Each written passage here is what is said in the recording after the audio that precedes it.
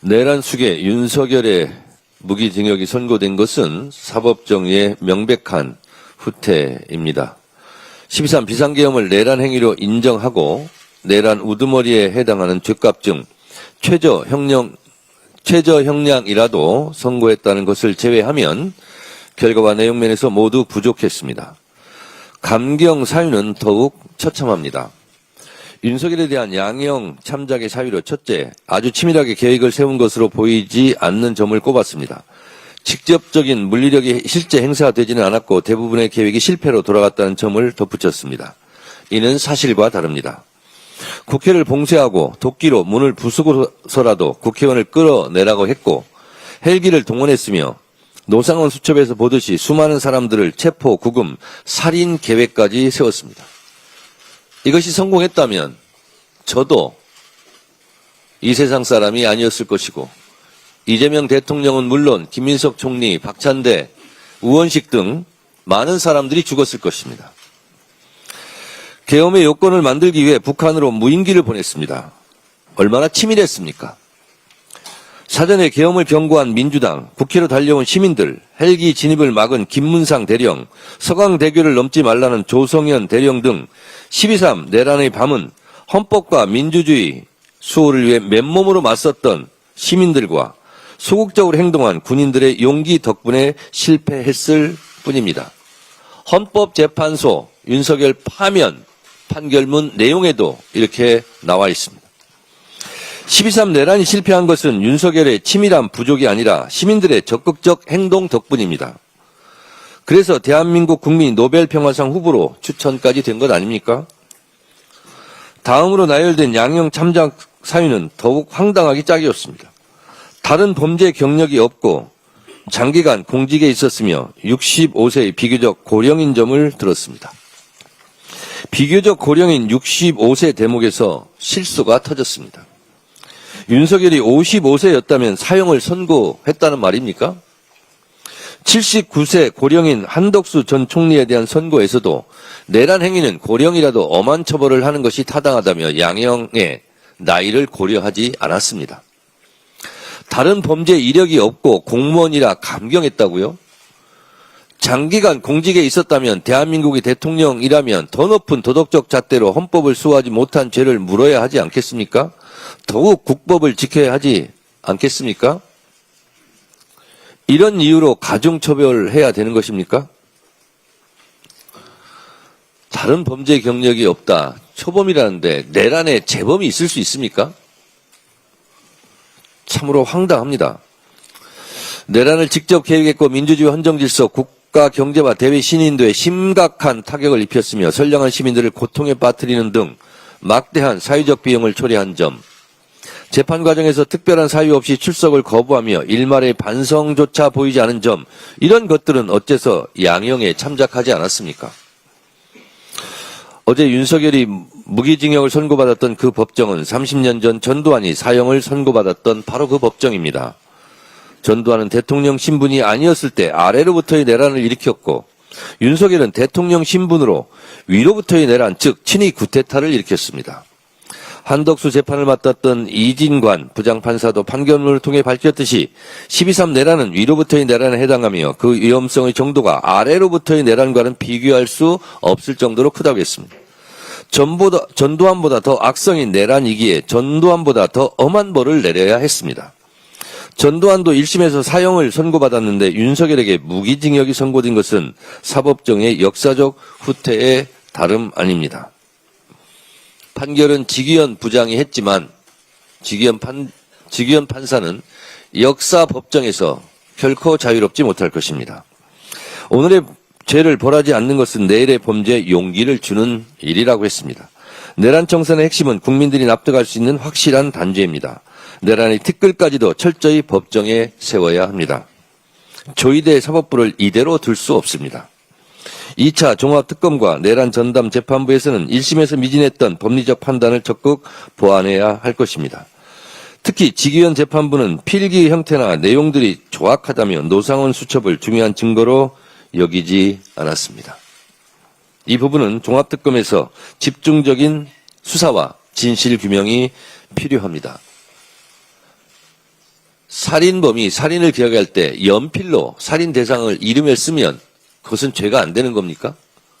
오히려 생각나는 대로 필기, 연필로 막, 볼펜으로 막 적은 것이 더 중요한 범죄의 증거 아니겠습니까? 지기현 판사, 정말 세상 물정 모르고 국민의 정서도 모르는 철딱선이 없는 그런 판결을 한 것입니다.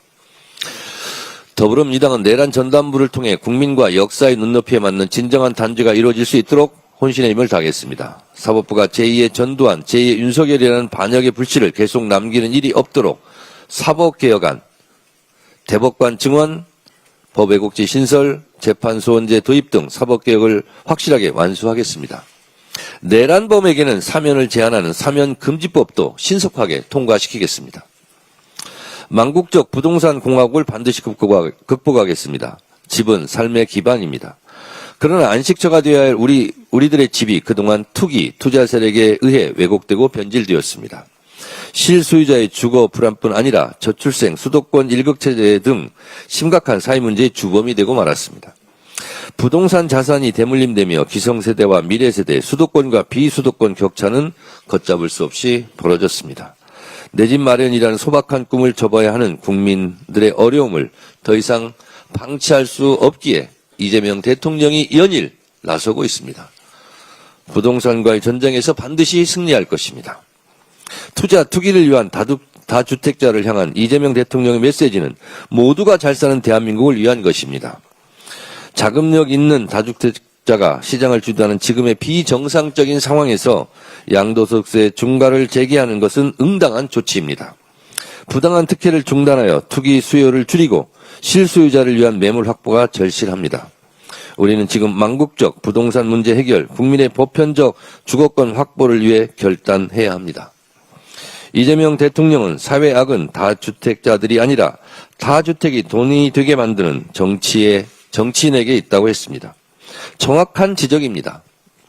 정치인의 한 사람으로 저 역시 오늘의 아픈 현실의 책임을 통감합니다. 집은 투기 대상이 돼서도 안 되며 부동산 투기를 이용하는 정치인에게 표가 돼서도 안 됩니다. 말이 아닌 행동으로 책임을 다하겠습니다. 부동산 감독원을 신속히 처리하고 충분한 주택 공급으로 서민 주거 안정에 앞장서겠습니다.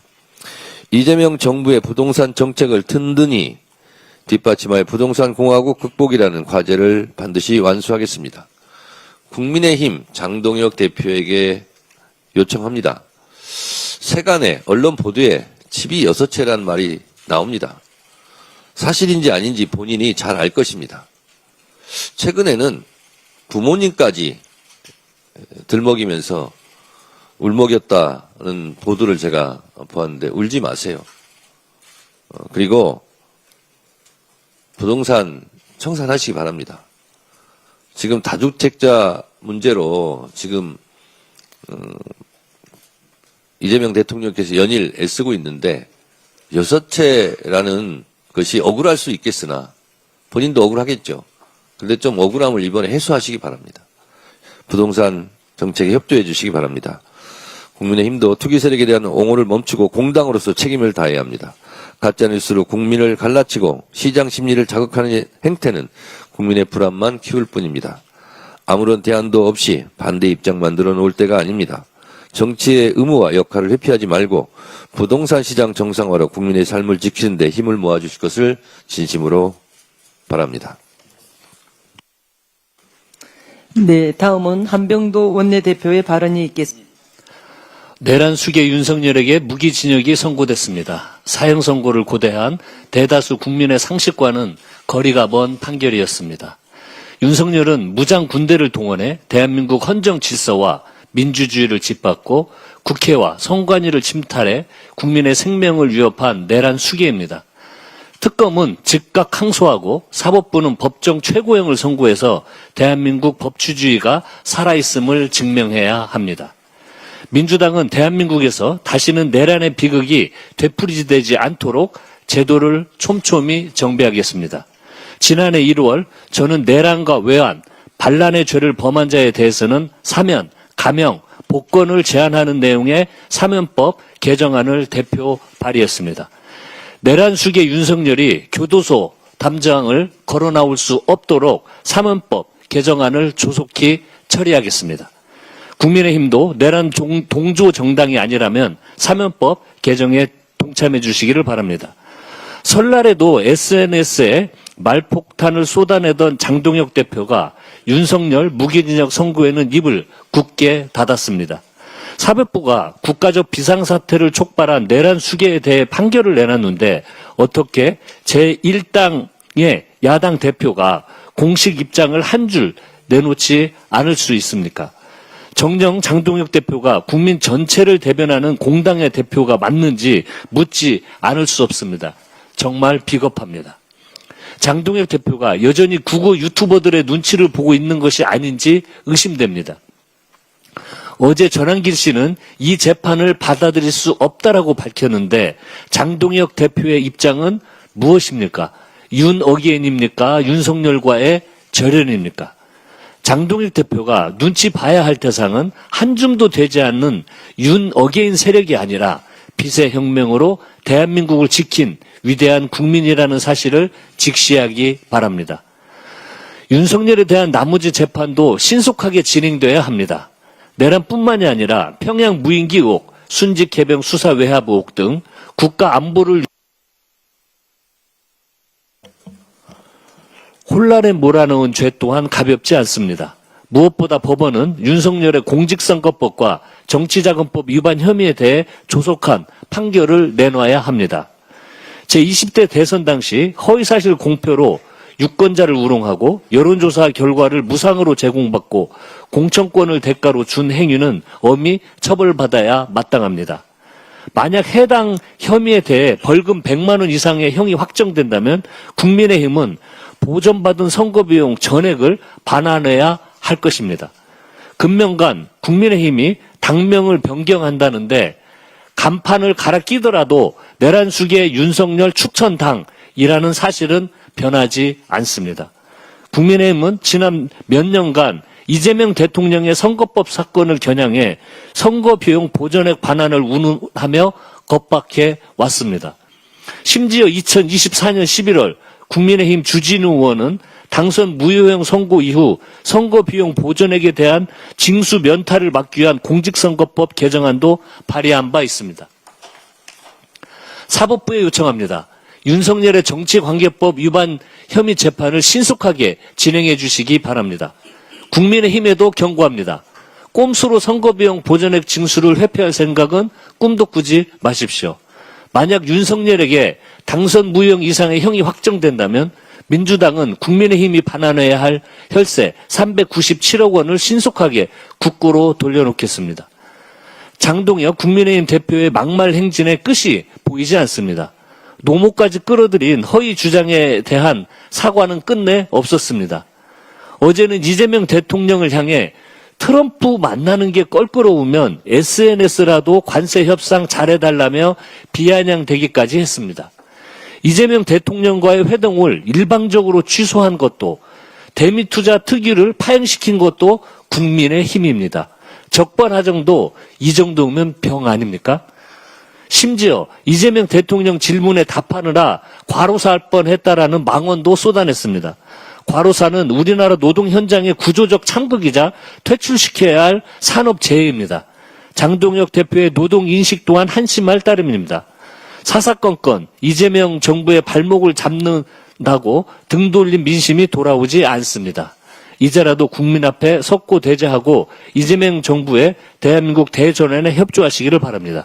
이상입니다. 이어서 이현주 최고위원의 발언이 있겠습니다. 네, 어제 코스피가 5,700을 돌파를 했습니다. 지금도 5,700을 넘어 있는데요. 6,000을 목전에 두고 있는데 코스피 5,000이 대선 공약이었습니다. 그때 5,000 대선 공약 할 때 그때 뭐라고 했습니까? 많은 분들이 믿지 않았죠. 사실 될 거라고는 생각했지만 이렇게 예상보다 훨씬 빠르게 그리고 굉장히 힘차게 이렇게 오를 거라고는 생각을 저희도 못했습니다. 저는 사실 그 주변 동료들 의원님들한테도 ETF 투자 권고를 했었는데요. 같이 함께 참여하자. 그런데 저랑 같이 이렇게 또 ETF 투자하신 분들, 굉장히 지금 그 표정이 밝습니다. 네. 어쨌든 우리 국민들께서 이 부분은 우리 금융 자본의 어떤 생산적 금융으로의 전환, 그리고 머니무브라는 특별한 의미가 있고, 예전에 한번 말씀드린 바 있지만 이렇게 이 자본의 자본소득의 수익률이 노동소득의 수익률보다 계속 높아지는 글로벌 인플레이션 시대에는 이런 자본시장이 활성화돼서 국민들 개개인이, 평범한 국민들도 함께 이런 성장의 과실을 공유할 수 있는 체제가 제대로 확립되는 것이 매우 중요하다라는 것이 이재명 정부와 우리 민주당의 확고한 경제 철학입니다. 이것이 더 잘 될 수 있도록, 또한 지금은 대형주 중심으로 상승세를 견인해 가고 있는데, 사실 우리 코스닥에는 많은 부분들, 미비한 제도들도 있고 또 앞으로 갈 길이 멀다고 생각합니다. 이런 코스닥 대형주뿐만이 아니라 우리 코스피 그리고 코스닥까지 내실을 기하고 펀더멘탈이 더 튼튼해질 수 있도록 제도적 개혁을 비롯해서 책임을 다하겠습니다. 어제 내란 우두머리 윤석열에 대한 1심 재판 무기징역이 선고되는데요.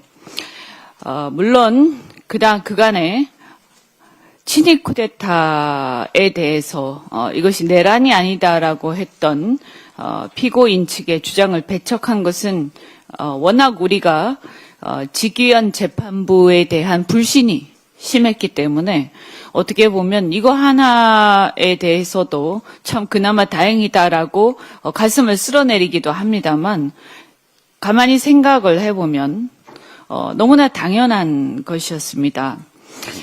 그래서 지금 이 친일 쿠데타, 사실 대통령의 쿠데타는 워낙 역사상 처음 있는 일이기 때문에 군 통수권자가 직접 쿠데타를 일으킨 것은요.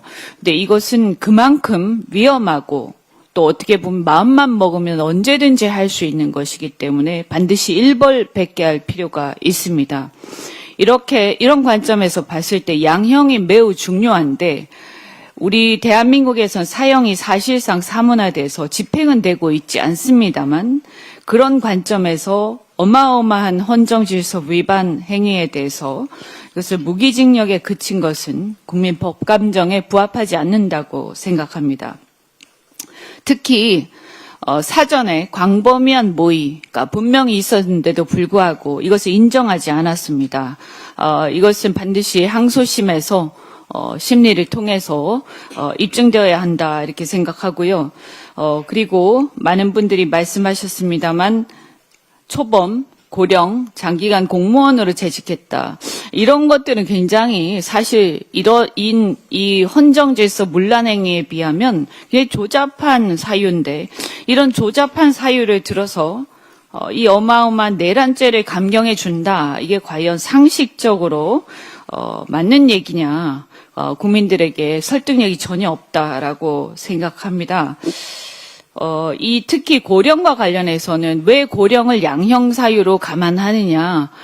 너무 나이가 들어서 사실은 건강이 굉장히 안 좋은데도 불구하고 감옥에 이렇게 수감을 장기간 하게 되면 이게 이제 좀 문제가 생길 수 있다. 이런 관점 때문에 양형에서 고령을 고려하는 것입니다. 이유가 그런데 지금 이 내란죄는 워낙 심각한 죄이기 때문에 법정 최저형이 무기징역입니다. 그런데 이 무기징역이 법정 최저형인 범죄에 대해서 하면서 고령을 고려하는 것은 논리적으로 말이 안 됩니다.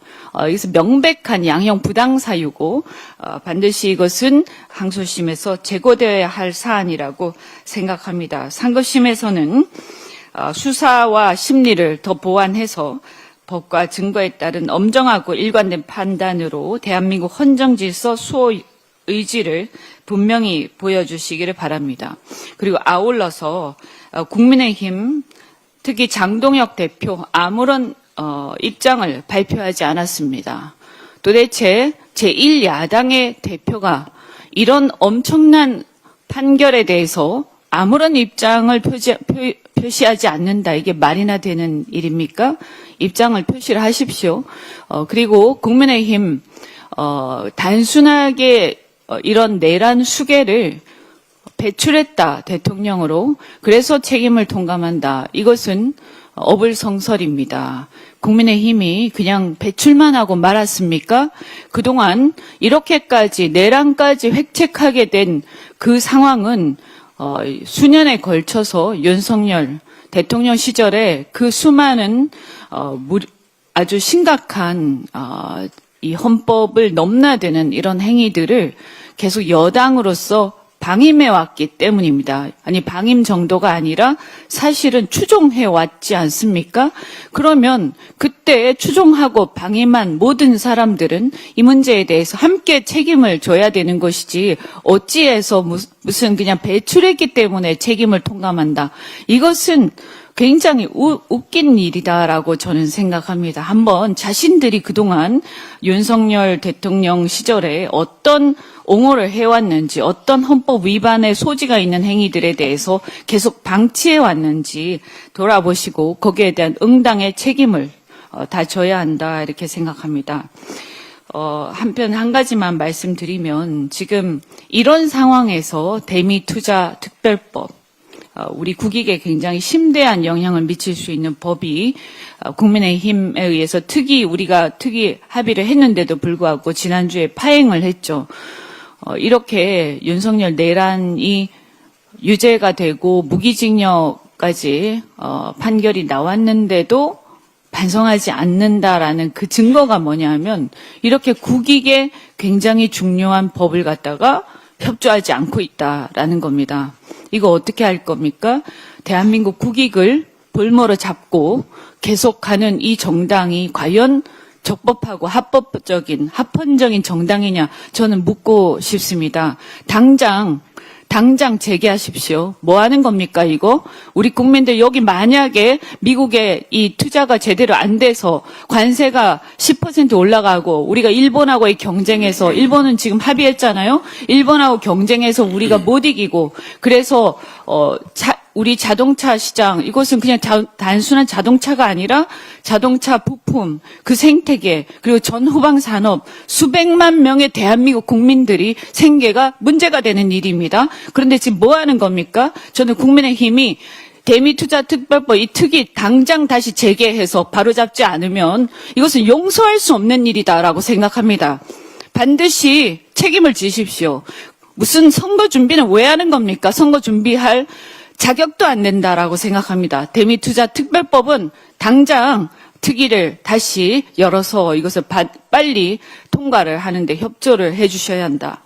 다시 한번 경고합니다.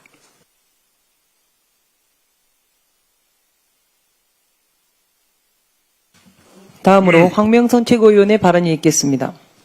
네, 어제 조희대 사법부 직위원 재판부는 내란 수괴 윤석열에게 법정 최저형을 선고하는 자비를 베풀었습니다. 이는 민주주의를 지켜낸 국민에 대한 모독이며 헌정질서 위에 군림하겠다라는 조희대 사법부의 노골적인 선언입니다. 내란 초범이라는 기괴한 논리를 만들어 내란 범죄의 문턱을 낮추고 실패한 내란은 감형된다는 위험한 선례까지 남겼습니다. 이 판결은 대한민국 사법부의 치욕으로 역사에 기록될 것입니다. 조희대 사법부는 이미 이재명 대통령이 대선 출마를 막기 위해 재판을 정치에 이용하며 사법 독재의 실체를 드러냈습니다. 이제는 내란 수괴에게 관대한 판결로 스스로 헌정소의 책무를 져버렸습니다. 사법부를 이대로 둘 수 없습니다. 왜곡된 권력은 반드시 바로 잡아야 합니다. 민주당은 법 왜곡죄 신설, 대법원 증원, 대법관 증원, 재판소원 도입 등 사법개혁을 2월 국회에서 반드시 완수하겠습니다. 사법의 이름으로 민주주의를 훼손하는 그 어떤 시도도 이번에 끝내겠습니다. 충남 대전 통합을 가로막는 국민의힘은 충청의 미래를 파기한 역사의 죄인이 될 것입니다. 충남 대전 통합이 국민의힘의 선택적 반대로 무산될 위기에 처했습니다. 광주 전남은 찬성했고 또한 대구 경북도 찬성했습니다. 그런데 말입니다. 국민의힘은 유독 충남 대전만 반대하고 막아서고 있습니다. 세 가지 통합법안은 봉안명, 법조문, 특례와 혜택도 크게 다르지 않는 새쌍두기 법안입니다. 방향과 취지도 유사한 새 법안을 두고 재정이나 분권을 이유로 반대하는 것은 거짓 명분이고 거짓 선동일 뿐입니다. 국민의힘이 시작해 의회 의결 절차까지 마친 충남 대전 통합을 이제 와서 결사적으로 반대하는 이유가 뭡니까? 명분 없는 정치적 방해이며 충남 대전을 희생시키겠다라는 노골적인 정치적 도민과 시민에 대한 배신입니다. 이 통합이 무산되면 우리 충남 대전 충남은 미래를 잃게 됩니다.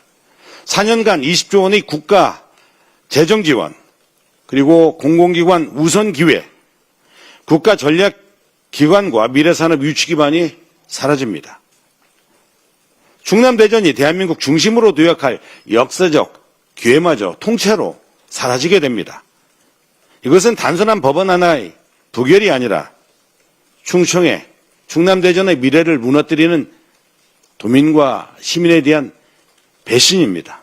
그 책임은 분명합니다. 국민의힘, 이장우 대전시장, 김태흠 충남도지사, 반대 여론을 선동하는 국민의힘 충청 정치인들이 그 책임의 당사자입니다. 국민의힘 장동혁 대표에게 묻습니다. 찬성입니까? 반대입니까? 왜 반대를 하도록 찬성했다가 반대하도록 충남도와 도의회와 대전시 의회가 어저께 반복적 의결을 했습니다. 왜 찬성했다가 왜 반대합니까? 이거 도민과 시민들에 대한 해당행위 아닙니까? 도민과 시민을 우롱하는 일 아닙니까? 왜 홀대합니까? 충남 대전 통합을 가로막는 국민의힘은 충청의 미래를 파괴한 역사의 죄인으로 기록될 것입니다. 새 지역의 통합 법안은 이제 월요일 법사위, 화요일 본회의 통과 절차만을 앞두고 있습니다. 민주당은 충남 대전 통합 특별법이 반드시 통과될 수 있도록 법사위부터 본회의까지 충청의 미래를 지킨다는 각오로 끝까지 모든 책임을 다하겠습니다. 이상입니다. 다음으로 강덕구 최고위원의 발언이 있겠습니다. 내란을 막아낸 대한민국 국민에게 노벨 평화상 추천이 있었다는 소식이 알려졌던 어제 내란 속의 윤석열은 법정 최고형 사형이 아닌 법정 최저형 무기징역을 선고받았습니다. 내란은 헌법 질서를 파괴한 최고 수준의 국가 범죄입니다. 내란의 대가는 분명하고 그리고 권력은 결코 헌법 위에 설 수 없다는 교훈을 더 강하게 남겼어야 했습니다. 관용이란 있을 수 없습니다. 그래야 제2의 제3의 전두환과 윤석열이 나오지 않습니다. 특검은 즉시 항소해야 합니다. 2심에서는 반드시 사형이 선고되어야 합니다. 그것이 상식이고 그것이 정의입니다. 윤석열 무기징역 선고에도 불구하고 국민의힘은 공식 입장을 내놓지 않고 있습니다. 장동혁 대표는 지난 18일 절연보다는 중요한 것은 전환이라고 얘기했습니다. 국민의힘은 태도 전환, 이슈 전환이 필요하다고 말했습니다. 윤석열과의 절연 대신 당명 개정으로 그리고 국민을 상대로 어떻게 보면 대사기극을 벌이겠다는 뜻으로 들립니다. 국민은 간판을 바꾼다고 해서 결코 속지 않습니다. 당명이 아니라 역사적 심판에 대한 분명한 입장을 장동혁 대표는 밝히십시오. 윤석열 무기징역 선고에는 침묵하는 장동혁 대표가 설 연휴 기간에 느닷없이 95세 노모를 언급했습니다. 장동혁 대표가 노모가 살고 있다면서 공개한 농가의 사진이 4년 전 자신의 홍보 영상을 캡처한 장면으로 확인됐습니다. 그러나 장동혁 대표의 말과는 다른 얘기가 또 나오고 있습니다. 노모는 그 농가가 아니라 다른 곳에 거주하고 있다는 것입니다.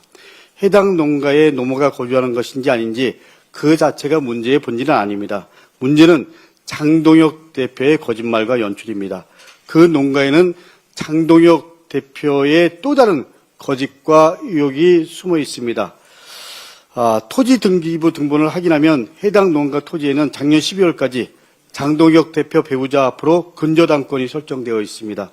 채권 최고액은 4,800만 원이었습니다. 다시 말해 장동혁 대표 부부가 농가 토지를 담보해서 대략 4천만 원대의 대출을 받았다는 것입니다.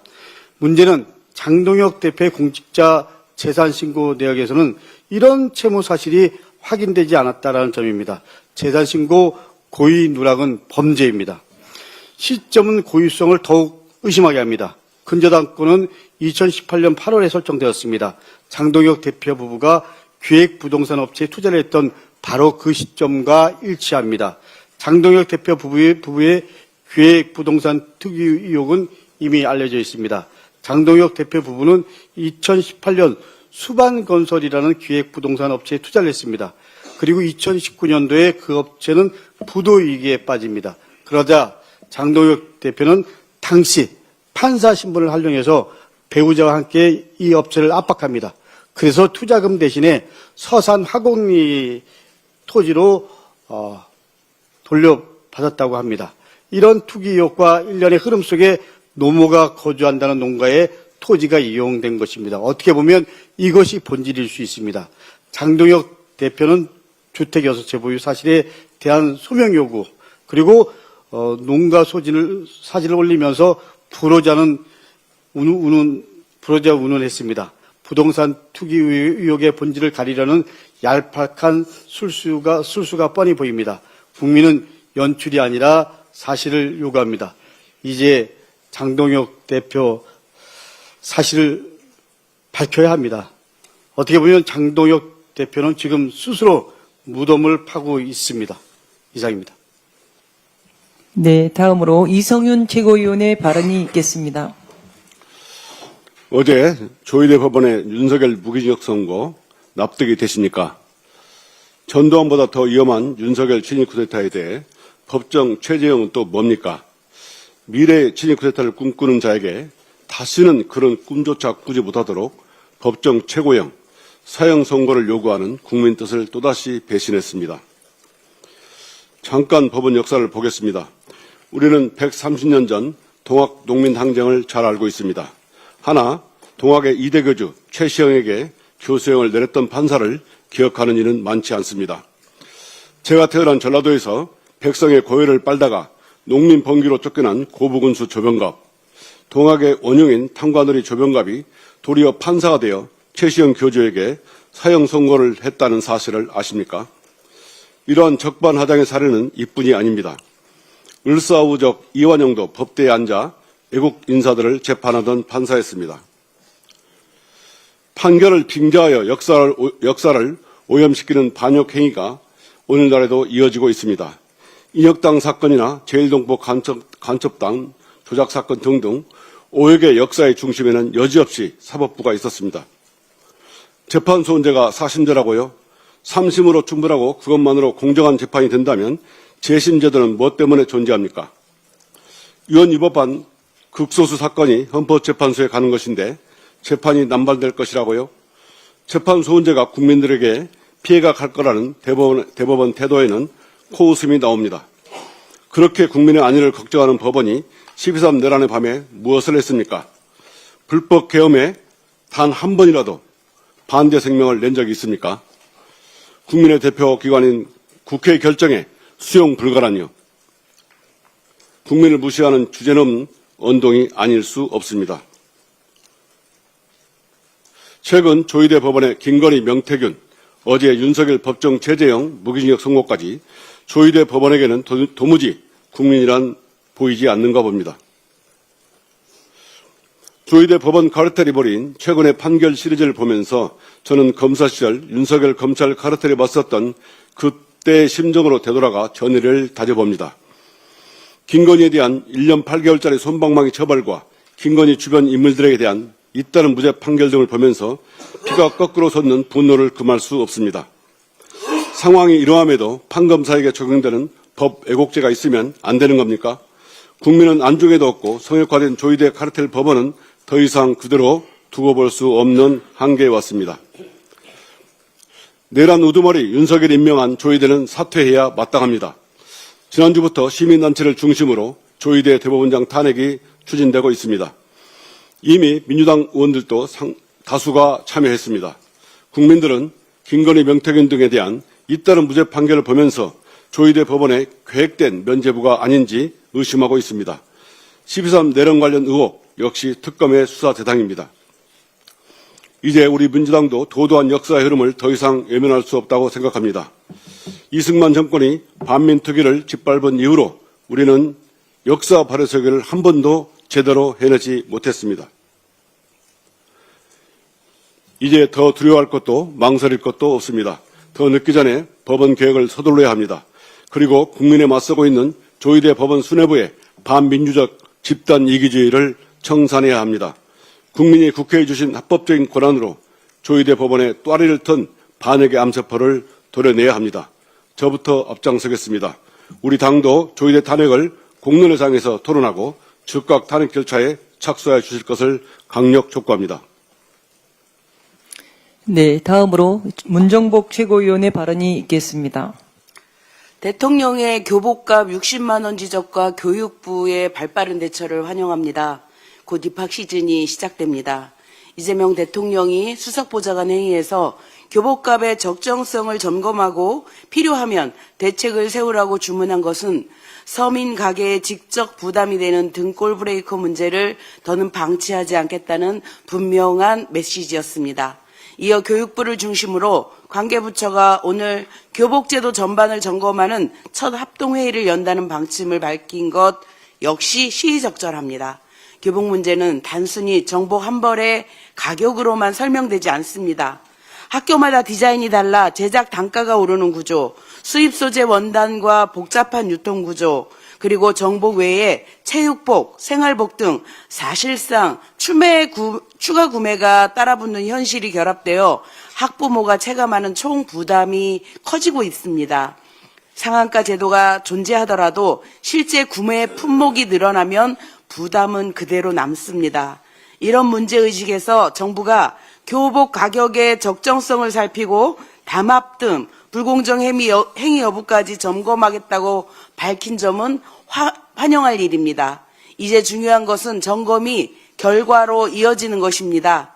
소비자가 원단 혼용률, 기능성, 옵션 품목별 가격 등 교복 가격을 좌우하는 정보를 제대로 알고 비교할 수 있어야 하고 불공정 행위가 확인된다면 단호하게 바로잡아야 합니다.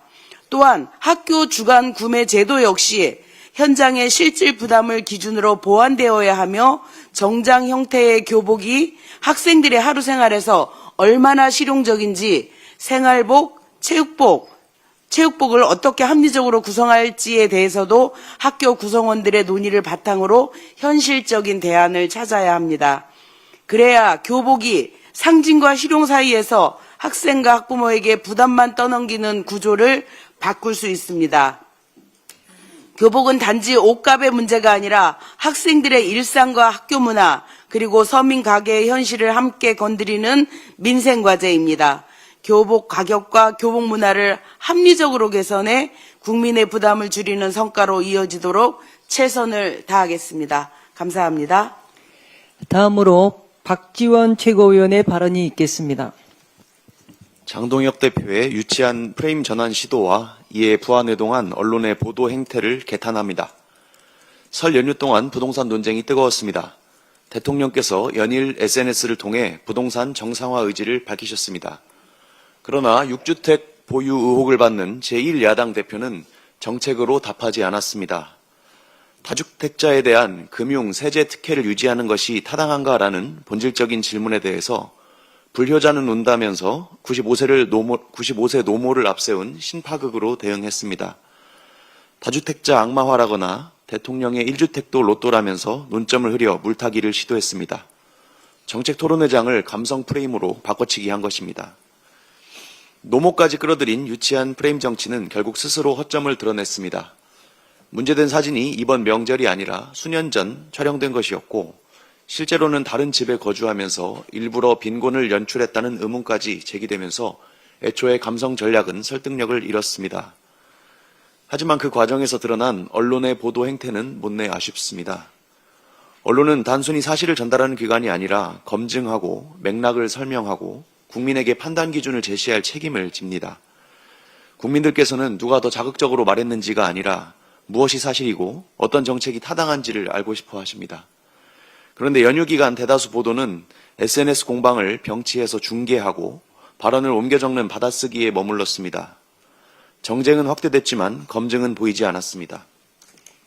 사실을 확인해야 할 대상은 뻔히 보였습니다. 문제된 사진이 언제 촬영된 것이고 해당 주택에 실거주하는 것이 맞는지, 그 주택이 다주택 중과 체계와 어떤 관련이 있으며 장동혁 대표가 보유한 나머지 주택들은 취득하고 보유한 경위가 무엇이었는지, 이런 것들은 공적인 자료와 취재를 통해서 충분히 확인 가능한 영역이었습니다.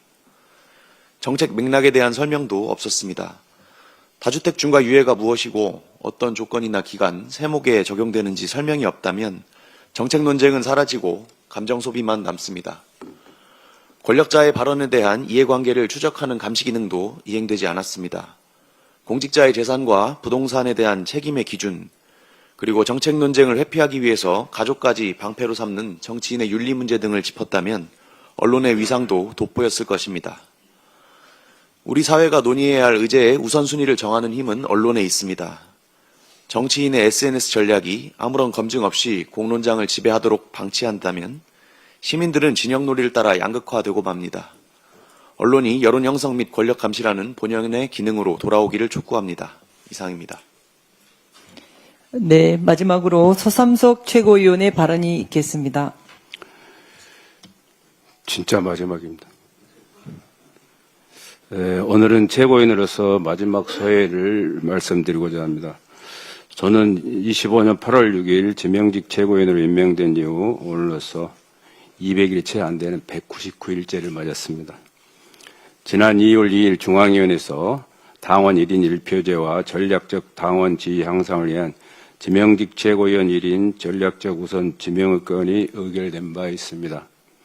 이에 더 강하고 더 단단한 민주당, 속도감 있는 혁신을 위해 자리를 비워드리려고 합니다. 이것이 사임 이후의 전부입니다. 지명해 주신 정청래 당대표님과 최고위원들께 깊이 감사드립니다. 그리고 이재명 대통령님과 당대표님께서 보여주신 특별한 희생의 특별한 보상, 그리고 호남에 대한 각별한 애정과 배려, 재원의 호남인을 대신해서 깊이 감사와 고마움을 드립니다. 다만 대표님과 당원 여러분의 기대를 충분히 담아내지 못한 점은 아쉽게 생각합니다. 특별히 농어민과 소외 및 취약계층에 더 두텁게 다가서기에 노력하였으나 많이 부족했습니다. 국민과 당원 여러분, 병원연 새해 힘찬 기운으로 일상에서 건강과 희망이 함께 하시기를 기원드립니다. 그동안 함께해 주신 당 지도부와 당직자, 언론인, 그리고 국민과 당원 여러분께 다시 한번 마음을 담아 정중히 인사를 드립니다. 감사합니다.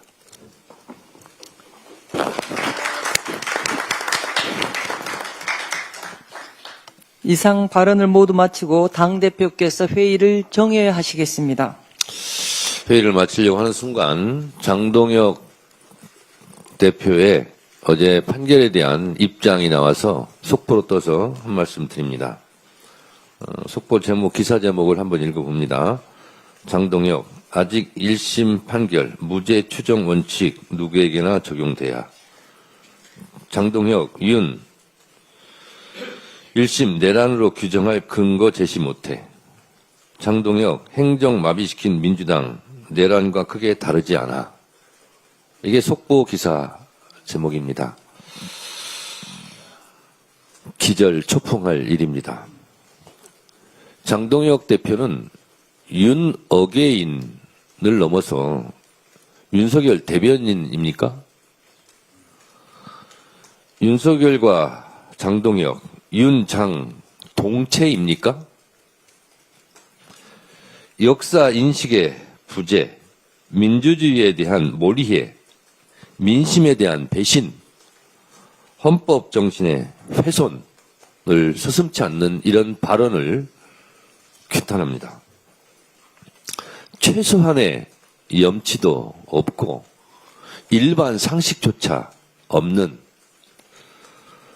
폭언이고 망언이라고 생각합니다. 윤 어게인 세력과의 절연을 요구하는 국민들의 요구와 또 당내 생각 있는 의원들의 외침을 장동혁 대표는 끝내 외면하고 배신하고 말았습니다. 장동혁 대표가 이끄는 국민의힘, 윤석열, 내란 세력들과 함께 국민들의 심판을 피할 길이 없어 보입니다. 제발 정신 차리십시오. 이상으로 회의를 종의하겠습니다.